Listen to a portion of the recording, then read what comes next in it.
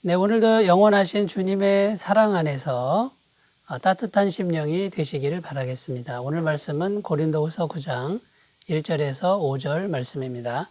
성도를 섬기는 일에 대하여는 내가 너희에게 쓸 필요가 없나니 이는 내가 너희의 원함을 알미라. 내가 너희를 위하여 마게도냐인들에게 아가야에서는 1년 전부터 준비하였다는 것을 자랑하였는데 과연 너희의 열심이 퍽 많은 사람들을 분발하게 하였느니라. 그런데 이 형제들을 보낸 것은 이 일에 너희를 위한 우리의 자랑이 헛되지 않고 내가 말한 것 같이 준비하게 하려 함이라. 혹 마게도냐인들이 나와 함께 가서 너희가 준비하지 아니한 것을 보면 너희는 고사하고 우리가 이 믿던 것에 부끄러움을 당할까 두려워하노라. 그러므로 내가 이 형제들로 먼저 너희에게 가서 너희가 전에 약속한 연보를 미리 준비하게 하도록 권면하는 것이 필요한 줄 생각하였노니 이렇게 준비하여야 참 연보답고 억지가 아니니라. 아멘. 오늘 말씀의 내용은 바울이 왜 3명의 연보 헌금 위원을 선정하고 고린도 교회에 파견했느냐, 그 이유에 대한 말씀입니다. 사실 고린도 교회는 1년 전에 이미 연보 헌금을 작정했었는데요. 그래서 바울은 그걸 너무나 기뻐했습니다. 그 고린도 교회의 이런 신앙의 모습을 마게도냐 지역에 있는 교회들을 방문할 때마다 열심히 자랑을 했습니다. 이 고린도 교회 성도들을 좀 봐라. 이렇게 열심히 또 이렇게 열정적으로 주님을 사랑하고 섬기는 사람들이다라고 자랑을 많이 했던 것이죠. 그래서 이렇게 막 자랑을 하니까 마게도냐 지역의 교회들이 자극을 받았습니다. 그래서 우리도 더 열심을 내자. 고린도 교회처럼 한번 해보자 해가지고 마게도냐 지역의 교회들이 연보 헌금을 작정하고 거기는 이미 마무리를 다 한 거죠. 그런데 문제가 뭐냐면 먼저 작정한 고린도 교회는 1년 전에 시작했는데 지금 멈춰진 상태라는 겁니다. 이 고린도 교회 때문에 자극받은 마게도냐 교회는 벌써 마무리를 했는데 먼저 시작한 고린도 교회가 아직도 완성을 못하고 멈춰있는 상태가 되니 바울이 얼마나 부끄러웠겠습니까? 만약에 마게도냐 교인들이 가서 그 상황을 보면 바울이 헛말을 했구나, 없는 말을 했구나 이렇게 오해할 수도 있는 것이고요. 또 그렇게 아주 힘차게 자랑을 했는데 그것이 거짓말이다 이렇게 보일 수도 있는 그런 일이었다라는 겁니다. 그래서 바울은 연보헌금위원을 준비해서 미리 보낸다. 지금 이렇게 말하는 것이 오늘 본문 말씀입니다. 자, 그래서 더 중요한 의미가 뭐냐면 부끄러움을 면한다라는 이런 것은 소극적인 거죠. 부끄러움보다도 더 적극적인 의미는 뭐냐면 하나님을 향한 마음, 이것이 다시 불릴듯 일어났으면 좋겠다 하는 차원에서 이 연보 헌금위원을 3명을 보낸다라고 말을 하고 있는 것입니다. 자, 이런 관점에서 이 연보 헌금위원을 보냈는데 왜 보내는지 이제 구체적으로 나오고 있습니다. 이것을 이제 하나씩 살펴보도록 하겠습니다. 첫 번째는요, 고린도 교회 신앙이 감정적 신앙에서 견고한 신앙으로 이제 올라가야 되죠. 감정적 신앙에서 견고한 신앙으로 이끌기 위해서 이 연보 헌금위원을 보냈다. 이렇게 지금 말하고 있는 겁니다. 2절 말씀입니다. 이는 내가 너희의 원함을 알미라. 내가 너희를 위하여 마게도냐인들에게 아가야에서는 1년 전부터 준비하였다는 것을 자랑하였는데 과연 너희의 열심이 퍽 많은 사람들을 분발하게 하였느니라. 너희의 열심이 퍽 많은 사람들을 분발하게 하였다. 이 말은 고린도 교회 성도들이 처음에 굉장히 열심을 냈죠.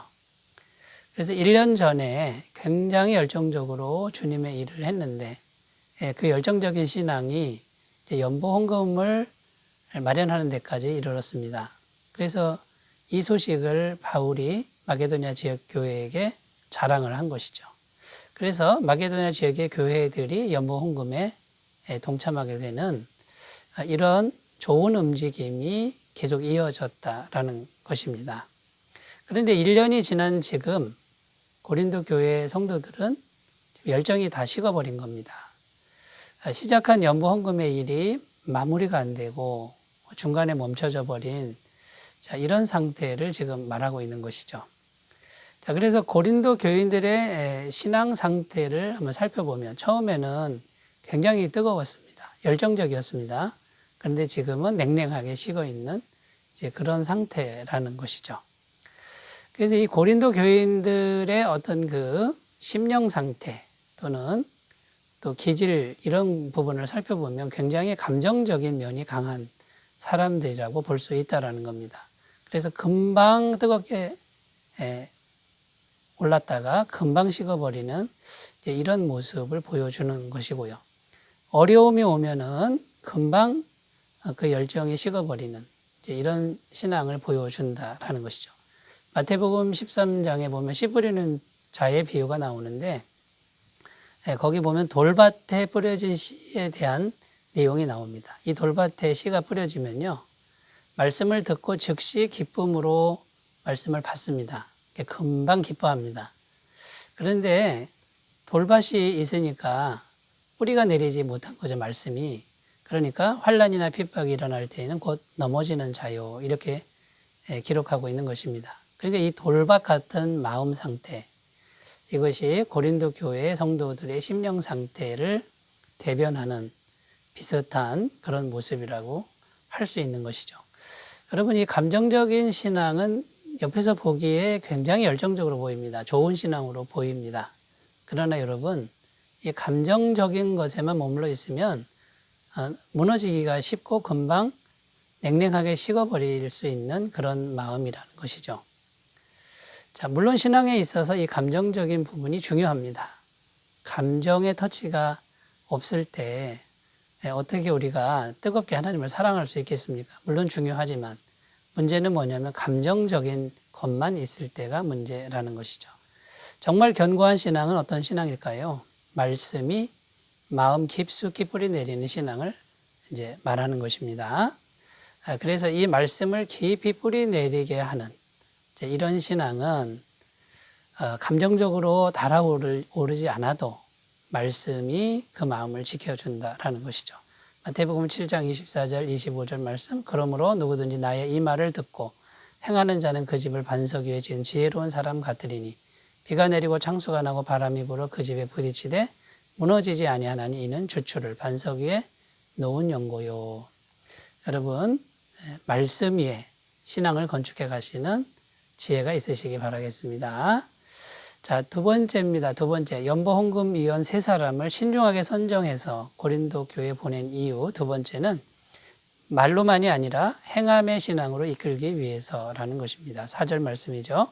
혹 마게도냐인들이 나와 함께 가서 너희가 준비하지 아니한 것을 보면 너희는 고사하고 우리가 이 믿던 것에 부끄러움을 당할까 두려워하노라. 여기 보면 고린도 교회에 3명의 연보헌금위원을 파송한 이유가 나오는데 부끄러움을 당할까 두려워하노라. 바울은 고린도 교회를 가는 곳마다 굉장히 자랑했습니다. 여러분, 고린도 교회에 대한 특별한 애정이 바울에게 있었다는 것이 여러 곳에 나옵니다. 고린도전서 2장 2절에 보면 내가 너희 가운데 거할 때에 약하며 두려워하며 심히 떨어노라. 이 고린도 교회 세울 때 바울의 상황인데 굉장히 힘든 상황이었습니다. 그렇게 힘든 상황에서 세워진 교회가 고린도 교회입니다. 그러니까 얼마나 사랑이 또 애착이 가는 교회이겠습니까? 그런 열악한 상황에서 복음을 전했는데 예수님 믿는 사람들이 나타나고 교회가 세워졌습니다.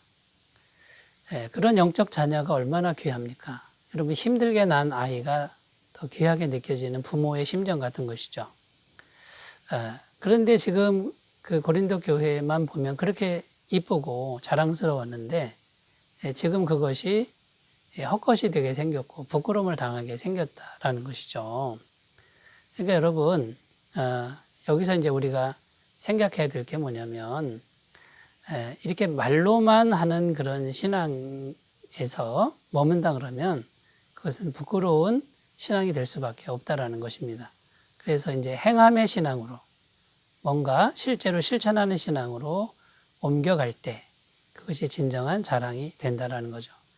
여러분, 우리가 믿음으로 구원을 받습니다. 근데 믿음만 있으면 안 되는 거죠. 물론 우리의 행위로 구원을 못 받습니다만 믿음이라고 하는 것은 예수님의 완벽함을 받아들이는 거예요. 완벽한 죄사함, 완벽한 생명을 받아들이는 거죠. 그래야 완벽한 믿음이 됩니다. 그래서 우리의 행함은 완벽할 수가 없으니 행함으로 천국은 못 가지만 우리 안에 있는 믿음이 진짜 믿음이면 행함이라고 하는 것은 부족할지라도 계속 실천하는 양상으로 나타난다라는 겁니다. 여러분, 믿음과 행함, 여러분 속에 있는 그 믿음과 행함 어떠합니까? 완전한 믿음이 자리 잡고 있습니까? 또 행함이 나타나고 있습니까? 그렇지 않다면 다시 우리 신앙을 점검해 보아야 될 줄로 믿습니다. 자, 세 번째입니다. 세 번째, 연보헌금위원을 보낸 이유. 세 번째, 하나님을 향한 선한 마음을 다시 일으키기 위해서라는 것이죠. 5절 말씀입니다. 그러므로 내가 이 형제들로 먼저 너희에게 가서 너희가 전에 약속한 연보를 미리 준비하게 하도록 권면하는 것이 필요한 줄 생각하였노니 이렇게 준비하여야 참 연보답고 억지가 아니니라. 여기 보면은 미리 준비한다 이렇게 기록하죠. 연보헌금을 미리 준비한다. 이 구절을 보면 자칫 오해하기가 쉽습니다. 미리 가서 헌금을 걷겠다 이렇게 해석하기가 쉽죠. 그러니까 돈만 걷겠다라는 부끄러움을 면하기 위해서 미리 좀 걷어놓겠다. 어떻게 보면 굉장히 얄팍한 생각인데 바울이 말한 것은 이런 의미가 결코 아니라는 겁니다. 그들이 연보헌금위원들이 먼저 간 것은 돈을 미리 걷어놓아서 부끄러움을 면하자 이런 얄팍한 생각이 아니고 미리 가서 하나님을 향한 그 신앙의 마음을 불러일으키는 것이 이 연보헌금위원들의 활동이라는 겁니다. 연보헌금은 하나님께 드리는 겁니다. 사람에게 드리는 것도 아니고 사람 보라고 하는 것도 아니죠. 하나님이 기뻐하신 일입니다. 하나님이 기뻐하시는 일에 자원해서 동참해 달라고 하는 이런 인격적인 그런 권면을 하러 미리 간 것입니다.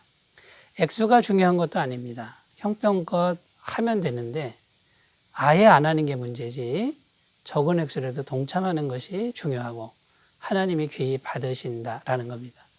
의무나 강요로 하면 안 된다는 거죠. 그러니까 연보헌금위원들은 강요하기 위해 가는 게 아닙니다.